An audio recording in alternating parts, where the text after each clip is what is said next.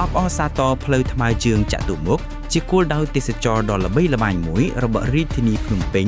បានដាក់ឲ្យដំណើរការបានរយៈពេល1ឆ្នាំហើយរដ្ឋបាលរាជធានីភ្នំពេញបានរៀបចំដាក់ឲ្យដំណើរការសាក់លបងផ្លូវថ្មើរជើងមួយខ្សែនៅទេរវិថីព្រះស៊ីសុវត្ថិចាប់ពីផ្លូវលេខ94រហូតដល់ផ្លូវលេខ240ស្ថិតក្នុងខណ្ឌដូនពេញចាប់ពីម៉ោង6ល្ងាចរហូតដល់ម៉ោង11យប់រៀងរាល់ចុងសប្តាហ៍ចាប់ពីថ្ងៃទី1ខែកុម្ភៈឆ្នាំ2025ដោយមិនអនុញ្ញាតឲ្យមានយានជំនិះគ្រប់ប្រភេទចរាចរណ៍ឡើយ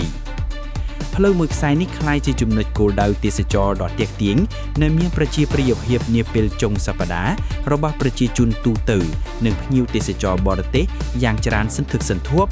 ជាក់ស្ដែងរហូតមកដល់ពេលនេះភ្ញៀវទេសចរប្រមាណពី 80000 ទៅ 100,000 នាក់ជារៀងរាល់ថ្ងៃសៅរ៍និងអាទិត្យបានមកលេងកម្សាន្តនិងបានបង្កើតមុខរបរជូនប្រជាពលរដ្ឋប្រមាណជិត 1400 កន្លែងក្នុងនោះអ្នកលក់ដូរទូទៅប្រមាណ 1000 នាក់និងអ្នកលក់ដូរក្នុងស្តង់ប្រមាណ400ស្តង់ផ្សេងទៀតរាជធានីភ្នំពេញជាប់ចំណាត់ថ្នាក់លេខ2នៅលើពិភពលោកជាទីក្រុងសប្បាយភាពពេលរាត្រីនិងជាប់ចំណាត់ថ្នាក់លេខ10លើពិភពលោកជាទីក្រុងមានភ្ញៀវទេសចរចូលចិត្តមកកម្សាន្តជាងគេ